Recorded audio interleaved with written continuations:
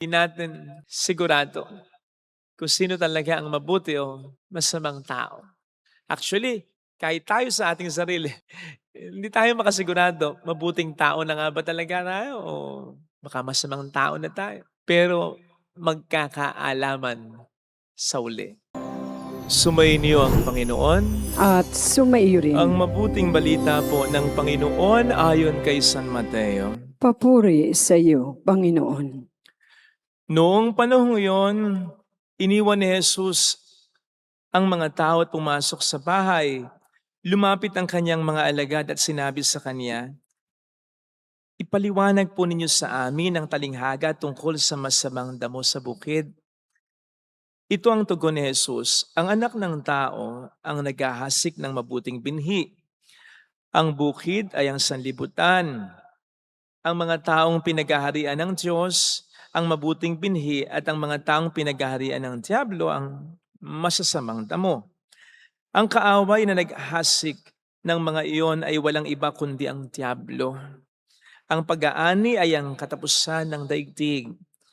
At ang mga anghel, ang mga tagapag-ani kung paanong iniipon ang mga damo at sinusunog, gayon din ang mangyayari sa katapusan ng daigdig.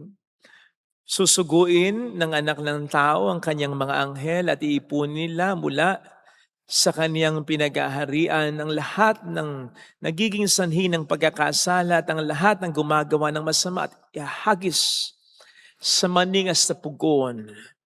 Do'y magnanangis sila at magangalit ang kanilang ngipin at magliliwanag na parang araw ang mga matuwid sa kaharian ng kanilang Ama.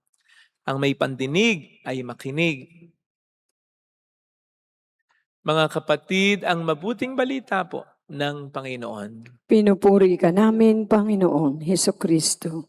Natatandaan ko po noon, nung ako'y seminarista pa lamang, mayroong isang kapwa seminarista ang nagsabi ng ganito, magkakaalaman din tayo pagdating ng panahon. Pinatutungkulan niya ang isa o dalawang mga seminarista or more. But then, ang pinakapunto ng sinabi niyang yon, bagamat hindi ako siguradong eksaktong-eksakto, parang ganito, magkakaalaman din pagdating ng panahon kung sinong magiging pare sa atin.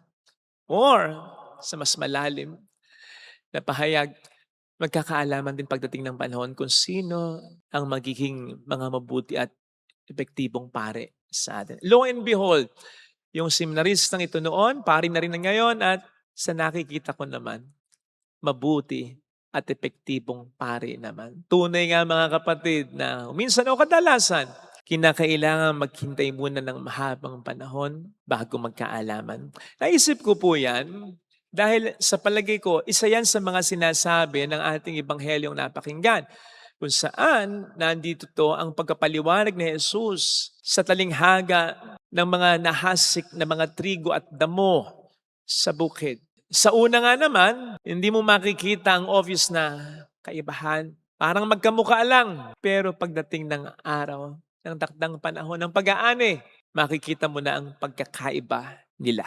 Gayon ang may apply natin. Sa atin bilang mga tao, di natin sigurado kung sino talaga ang mabuti o masamang tao. Actually, kahit tayo sa ating sarili, hindi tayo makasigurado, mabuting tao na nga ba talaga tayo o baka masamang tao na tayo. Pero magkakaalaman sa uli, sa pag-aani. Actually, tayo lang naman ang nahihirapan pero hindi ang Diyos. Kasi nakikita at nababasa ng Diyos ang puso natin. Nasabi nga niya ay pinagmumulan ng lahat ng uri ng kabuktutan kung paano ito rin naman, syempre, conversely, ang pinagmumulan ng lahat ng uri ng kabutihan. Kaya, looking into our hearts, alam na ni Jesus kung sino ang tunay na mabuti o masama sa atin. Kaya nga, kung ngayon mangyayari ang pag-aani, kung ngayon mangyayari ang katapusan, alam na niya kaagad kung sino sa atin ang kanyang gagantimpalaan, paparusahan. Natatandaan niyo naman po siguro yung sinasabi ng Panginoon na pagdating ng panahon, ng anihan, ng katapusan, may dalawang lalaking magkatabing natutulog, kukunin yung isa at iiwan yung isa. Sabi ko nga, hindi naman sasabihin nung kunin mo ako, kunin mo ako. mabuting tao ako. Hindi, alam na niya kung sino ang talagang sa kanya. And this should encourage us sa patuloy na paggawa natin ng mabuti. Kahit na hindi ito na-expose, hindi ito napapahalagahan, hindi ito napapasalamatan, hindi ito pinapansin o hindi talaga napapansin. Kasi darating ang panahon, malalantad yan. Malalantad yung napakarami na nating kabutihan, nag-pile up na sa kalangitan dahil hindi naman ito pinapalakpakan dito sa lupa. Kasi hindi naman ito pinapahalagahan. Pero sa langit ay nakalistang lahat yan. Hindi natin alam. Pero meron pa ring mga matitinong politiko, di lang natin alam. Nahahalo lamang sa mga kawatan. Pero meron pa rin 'yan. Di natin alam, may mga epektibo ring mga pare, napakarami na hindi lang natin nakikilala kasi hindi lang expose sa social media. Di lang natin alam na maraming mga professionals, doktor, lawyer, na mga tumutulong sa mga mahirap ng walang bayad. Di lang sila natutukan ng kamera. Wala lang nakapagpa-vlog tungkol sa kanila. Siguro yung natatandaan ninyo yung kamakailan na lagay sa news, yung isang teacher na for many years, itinataguyod na mag-isa ang isang komunidad, ang isang paaralan. Lang siya lang. Malalaman at malalaman eh. Malalaman at malalaman. Kaya ituloy lamang natin ang ating mga ginagawang kabutihan. Kasi hindi po pwedeng hindi malaman yan. Kung papaanong malalaman din balang araw kung gaano ka naging mabuting asawa, kung gaano ka naging napakabuting magulang, kung gaano ka naging napakabuting anak o napakabuting breadwinner ng pamilya, kung gaano ka naging napakabuting kaibigan, kung gaano ka naging napakabuting tao, malalaman at malalantad at malalantad po yan. Eh, 'di ba't sabi ng Panginoon kahit isang basong tubig na malamig ang ibigay natin, napapansin niya, pinapahalagahan niya. Yun pa kayang mas marami at mas mga mahirap nating ginagawang mabuti na hindi napapansin ng iba. Malalaman at malalaman yan, maniwala ka. Kaya 'wag po sana tayong tumigil sa paggawa natin ng mabuti. Mana pa, tumigil tayo sa paggawa ng masama. Kahit pa sabihin natin hindi pa tayo nahuhuli, hindi pa nalalantad yung masamang ginagawa natin, hindi pa tayo napapahiya, hindi pa tayo nasisira. Kasi hindi ibig sabihin nun, ganun habang panahon. Hindi naman tayo ilalagay ng demonyo sa pagkakasala para paglaruan lang. May purpose yung paglalaro niya. At ito ay upang tayo ay sirain talaga. Kaya kahit di pa nahuhuli, kahit di pa napapahiya, kahit di pa napaparusahan, kahit di pa nasasaktan, kahit di pa tayo nasisira, huwag na po tayong magpatuloy sa pagkakasala. Kasi hindi ibig sabihin di pa nangyayari ang mga malagim na puwedeng mangyaring ito ay puwede na tayong matulog ng mahimbing. Dahil maliwanag ang sinasabi sa atin ng ating Panginoon sa Luke 8:17, walang natatago na di malalantad at walang nalilihim na di mabubunyag. Kaya kung meron mang mga matitindi, malalaking pagkakasala, magsisi na po tayo at magbago. Huwag na po nating hantayin na malantad pa ito. Kasi malupit ang mundo dahil malupit ang demonyo. Gagamit siya ng mga tao upang yung kasalanan na nung una ay iniismol lang niya sa atin. Kasi inaakit pa niya tayo. Kunti lang yan. Minsan lang yan. For experience lang yan. Pag ginawa na natin at hindi pa natin tinantanan, pinagsisihan, nako, exaggerate niya kahit na tayo humingi na ng kapatawaran, kahit na tayo nagbago na, hindi niya tayo titigilan. Nagagamit siya ng mga tao para mas lalo tayong i-down. Kahit na tayo nagsisisi na, kahit na tayo ay nagbabago na. Basta't ang kasalanan, lalo na ay hindi pa natin agad tinalikuran at pinagsisihan. Pag nalantad yan, ibibigay ng demonyo ang buong puwersa upang tayo ay talagang ma-down.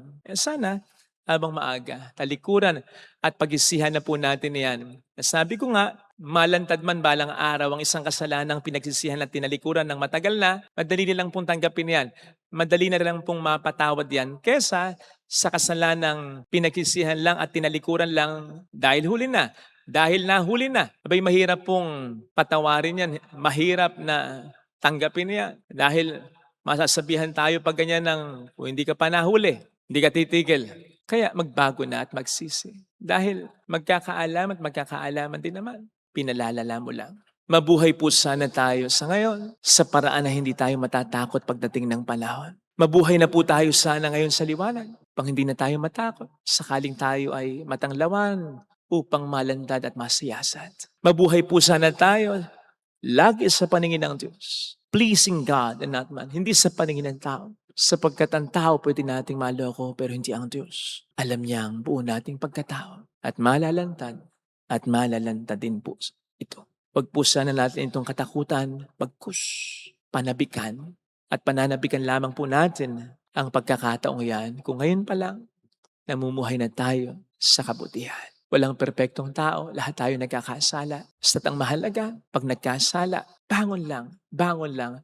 At hindi dapat basta nagkakasala lang. Dapat nilalabanan talaga natin ang temptasyon ng kasalanan. Amen. Lagay natin ang ating kanang kamay sa tapat ng ating puso.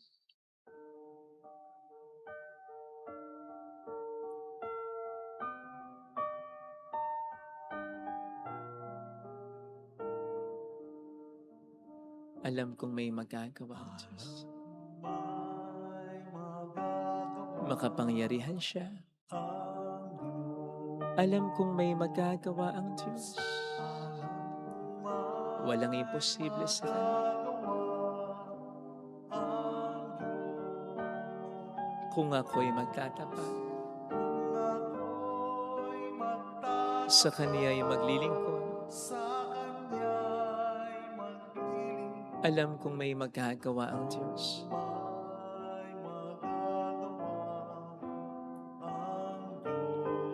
Alam kong diringgin ng Diyos ang samo, sapagkat mahal niya ako. Alam kong diringgin ng Diyos ang samo ko, sapagkat anak niya ako. Kung ako'y magtatapat, sa Kaniya'y maglilingkod, alam kong diringgin ng Diyos ang samo ko. Pumikit tayo. Panginoon, tulungan mo po akong huwag manghinawa, huwag mawala ng pag-asa sa patuloy kong paggawa ng mabuti para sa iba, lalong-lalo na para sa aking pamilya, kahit na hindi ito napapansin, hindi ito napapahalagahan, parang kulang pa nga. Kung minsan, hinahanapan at hinahanapan. Itutuloy ko sapagkat gano'n ang gusto mo. Dahil ang mabuting tao, mabuti sa lahat ng pagkakataon. Dahil ang mabuting tao, hindi tinatamad at hindi napapagod gumawa ng mabuti. Mapagod, mamamahinga lang, gagawa uli ng kabutihan. Tulungan mo akong magkaganyan. Hallelujah! Hallelujah! Upang dumating man ang panahon at darating na malalantad ang sitwasyon. Malalantad ang lahat ng nangyayari. Hindi ako matatakot. Mananamig pa.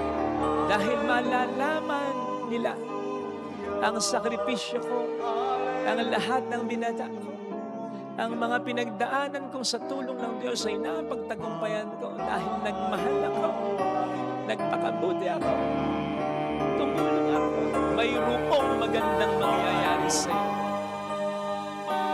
Walang nalilihim na di mabubunyan at natatago na di malalantad. Hindi lamang po sa masama yan. Applicable din sa kabutihan yan. Yung mga kabutihang nala ililihim. Yung mga kabutihang hindi pinapansin. Malalantad yan. Ipapakita ng Diyos yan. Maging sa mga taong hindi pumansin ito. Makikita nila ang mga ginawa mo, ang halaga. Papuri sa Ama at sa Anak at sa Espiritu Santo. Kaparanan sa unang-una, ngayon magpakailanman at magpasawalang hanggan. Amen. Thank you for watching. Please like, share, and subscribe.